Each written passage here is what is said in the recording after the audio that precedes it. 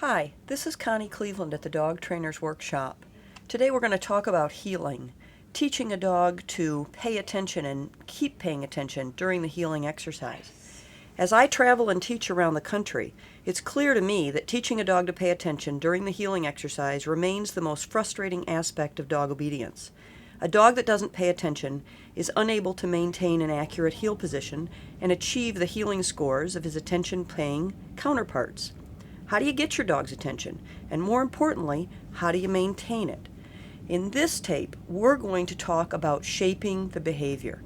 Let's call it what it is. We're basically bribing dogs to walk and look at us at the same time.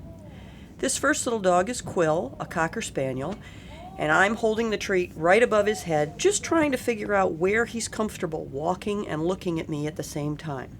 My rule is that if I can walk far enough to say "good dog" 3 times, he will have earned the treat. When you try this with your own dog, be sure that you praise him when he's looking and stop praising when he's not. Use your voice like a faucet, only turning on the praise when you're happy with his behavior.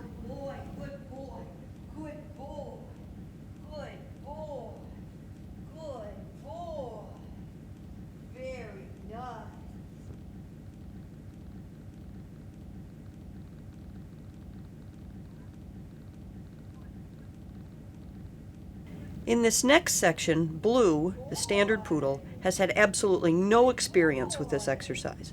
I begin by just standing next to him and letting him stand. He's showing me where he's comfortable holding his head.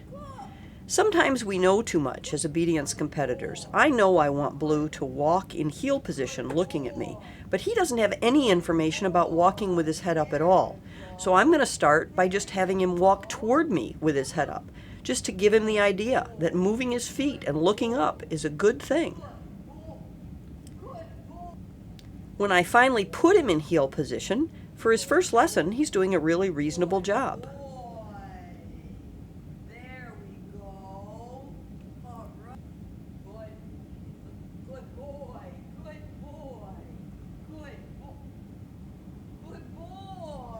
Sydney is also an absolute rank beginner.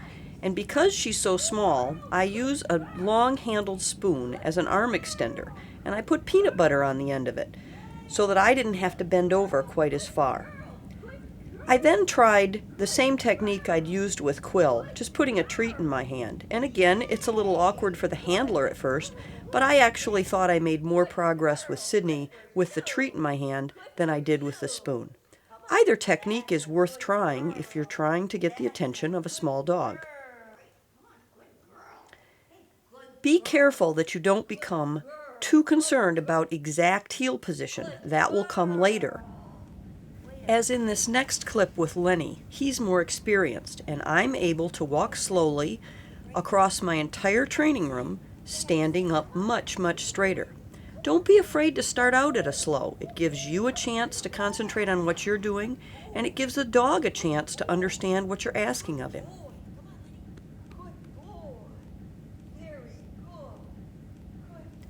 Finally, when you can perform like Bright in this last clip, more at a normal speed, and start to circle the room, you're going to be ready to go on to the next step, which is requiring your dog to pay attention.